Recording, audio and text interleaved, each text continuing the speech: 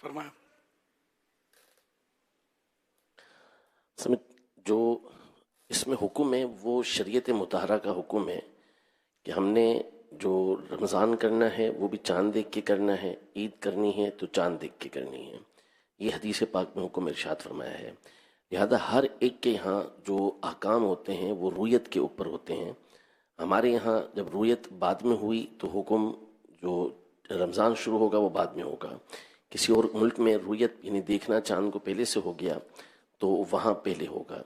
تو یہ رویت کے اوپر، دیکھنے کے اوپر حکم رکھا گیا۔ تو جب رمضان کا شروع ہونا اور رمضان کا ختم ہونا یہ چاند دیکھنے پر ہے، تو اب جہاں پر بھی رمضان شروع ہوا تو اس کی آخری جو طاق راتیں ہیں تو وہ وہیں کے اعتبار سے اس کا لحاظ ہوگا۔ لہذا اگر کسی ایسے ملک کے اندر، جیسے ہمارے ملک پاکستان میں آج 27ویں شب ہے، بہت سارے ممالک میں کل 27ویں شب تھی، تو وہاں پر ان کے جب چاند نظر آئے تو اس کے حساب سے ہی حکم لگے گا۔ ان کے لیے 27ویں شب کل کی بنے گی۔ اگر عید کا چاند ان کے یہاں پہلے نظر آ جاتا ہے تو ان کے لیے عید کا حکم ہم سے پہلے ہو جائے گا۔ رمضان کا چاند ان کے یہاں اگر پہلے نظر آیا تو ان کے لیے رمضان کا پہلے سے حکم ہو جائے گا۔ تو یہ سارے احکام جو ہوتے ہیں یہ شریعت مطہرہ کے سماعی احکام کہلاتے ہیں، یعنی وہ احکام کہ جو نبی پاک صلی اللہ علیہ وسلم نے جس طرح فرمایا ہے ہم اس پہ عمل کرتے ہیں۔ تو لہذا شیطان کا بند ہو جانا، یہ جہاں چاند پہلے نظر آیا تھا وہاں پہلے بند ہو گیا تھا، ہمارے یہاں بعد میں نظر آیا تو بعد میں بند ہوا۔ جب رمضان جاتا ہے تو اس میں بھی یہی ہوتا ہے کہ جہاں پہلے چاند نظر آئے گا تو شیطان پہلے کھل جائے گا اور ہمارے یہاں بعد میں کھلے گا۔ اسی طرح شب قدر کا معاملہ ہے کہ جہاں پہلے 27ویں شب ہوگی یا جہاں بھی طاقت کے حساب سے پہلے ہوگی تو وہاں پہلے ہوگی اور ہمارے یہاں بعد میں ہوگی۔ تو یہ چاند کے اوپر ڈیپینڈ کرتا ہے سارا۔ صلو علی الحبیب صلی اللہ علیہ محمد۔ میرے مرشد گرامی، میرے سیدی و سندی امیر اہل سنت، میرے شیخ طریقت، میرے شیخ کامل، عاشق اعلیٰ حضرت، نباز قوم و ملت، امیر اہل سنت، محسن اہل سنت، حضرت علامہ مولانا پیر محمد الیاس عطار قادری رضوی دامت برکاتہ العالیہ، آپ کا یوم ولادت ہے۔ میں سب سے پہلے آپ کی خدمت میں مبارکباد پیش کرتا ہوں اور اس کے بعد تہ دل سے میں دعا گو ہوں خلاق عالم میرے شیخ طریقت کو درازی عمر بالخیر عطا فرمائے، اور آپ کے ذریعے سے جو مسلک، ملت اور ملک کی خدمت ہو رہی ہے اللہ تعالیٰ اس کو قبول عام نصیب فرمائے، بلکہ دوام نصیب فرمائے اور قبول تام نصیب فرمائے۔ اور اس کے ساتھ ساتھ میں دعا گو ہوں آپ کے جتنے بھی مریدین، متعلقین اور محبین اور متوسلین پوری دنیا میں ہیں، اللہ کریم ان سب کو بھی بہت ساری برکتوں سے مالا مال فرمائے۔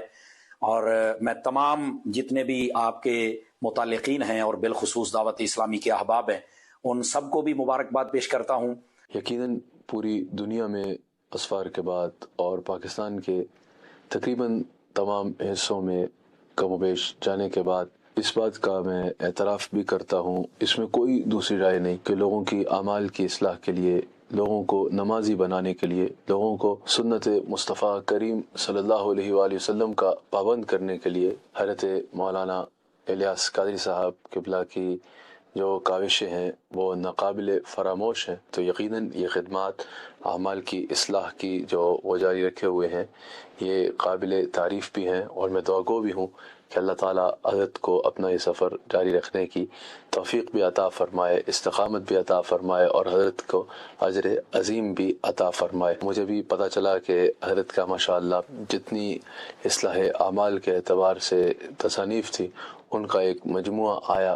یہ یقیناً مجھے امید ہے کہ لوگوں کے اعمال کی اصلاح کے لیے بہت بہترین کردار ادا کرے گا۔ اللہ تعالیٰ اس میں مزید برکت عطا فرمائے، اور اللہ تعالیٰ ہم سب کو خاتم النبیین سیدنا و مولانا محمد الرسول اللہ صلی اللہ علیہ وآلہ وسلم کا نمک حلال اور وفادار رہنے کی توفیق عطا فرمائے، اور حضرت کی توفیقات خیر میں اللہ تعالیٰ مزید برکت نصیب فرمائے۔ امیر اہل سنت دامت برکاتہ العالیہ، اللہ نے آپ کو جو کمال بخشا ہے میرا رب اس میں مزید برکات عطا فرمائے۔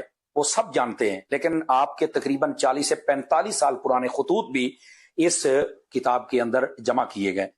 اس کو اگر آپ پڑھیں گے تو اس کے اندر امیر اہل سنت دامت برکاتہ العالیہ آپ کے وہ مبارک خطوط اور مکتوب جو آپ نے بسا اوقات حاجیوں کو لکھے، زائرین جو جاتے ہیں بغداد شریف ان کو لکھے، اور اسی طرح جو تنظیم میں کام کرنے والے دعوت اسلامی میں، ان کی طرف آپ نے لکھے، کسی کی دلجوئی فرمائی، کسی کی تربیت فرمائی، کسی کی شرعی مسئلہ کی جانب توجہ دلوائی، اور اسی طرح آپ نے بہت سارے خوشیوں کے موقع پر دوستوں کی جانب خط لکھے، اور بہت سارے جو غمی کا پتہ چلتا تھا تو ان کے لیے بھی آپ ایک دلجوئی بھرا خط لکھا کرتے تھے۔ تو اس کے اندر بہت ساری سیکھنے کی باتیں بالخصوص آپ کے مریدین کے لیے اور بالعموم عاشقان مصطفیٰ کے لیے۔ مجھے بڑی خوشی ہوئی کہ جہاں پر اتنا خوبصورت ٹائٹل ہے، جہاں پر اتنا خوبصورت ورک ہے، وہیں پر اس کا جو پہلا خط ہے وہ بھی ایک سید زادے کی طرف آپ نے جو لکھا اس کو درج کیا گیا۔ سبحان اللہ۔ اور اس میں علم و حکمت کی ایسی ایسی باتیں ہیں کہ جب بھی کوئی پڑھے گا، دیکھے گا، سنے گا تو انشاءاللہ وہ دل سے دعائیں دے گا۔ اللہ کریم امیر اہل سنت کو بہت ساری برکات عطا فرمائے، درازی عمر بالخیر عطا فرمائے، اور جنہوں نے مسائی جمیلہ فرمائی اللہ کریم ان کی مسائی دینیہ، مسائی جمیلہ قبول فرمائے۔ امیر اہل سنت حضرت علامہ مولانا الیاس قادری صاحب رحمۃ اللہ برکاتہ عالیہ کی ولادت باسعادت کے موقع پر میں ان کو مبارکباد پیش کرتا ہوں۔ ماشاءاللہ پورے دنیا کے اندر اور ورلڈ دعوت اسلامی بہت زیادہ کام کر رہی ہے، اور کل کی رپورٹ کے مطابق تقریباً 7 لاکھ سے اوپر تقریباً حفظ کے شعبہ میں ابھی تک حفظ کر چکے ہیں، اور کافی زیادہ خدمات ہیں، اور 7,000 سے اوپر تقریباً مساجد کا قیام ہو چکا ہے۔ اللہ تعالیٰ امیر اہل سنت کو صحت کاملہ عطا فرمائے اور تادیر اہل سنت پر ان کا سایہ قائم رہے۔ امیر اہل سنت، آپ کو آپ کا یوم ولادت بہت بہت بہت مبارک ہو۔ اللہ عز و جل آپ کو درازی عمر بالخیر عطا فرمائے، آمین بجاہی خاتم النبیین صلی اللہ تعالی علیہ وآلہ وسلم۔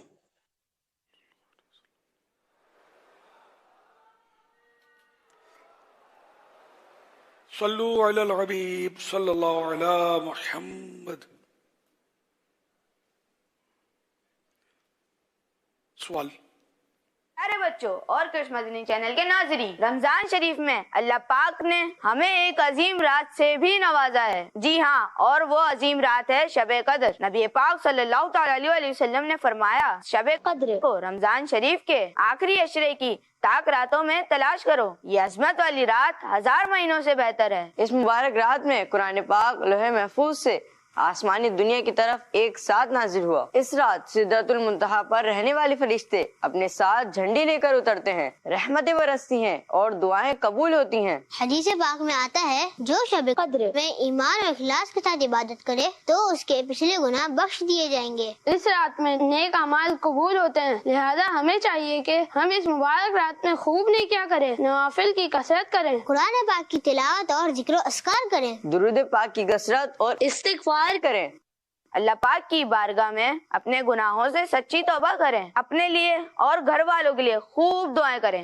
ہمارے پیارے امیر اہل سنت یہ فرمائیے کہ پیارے آقا صلی اللہ تعالی علیہ وسلم اپنی مبارک زندگی میں کس طرح شب قدر گزارا کرتے تھے۔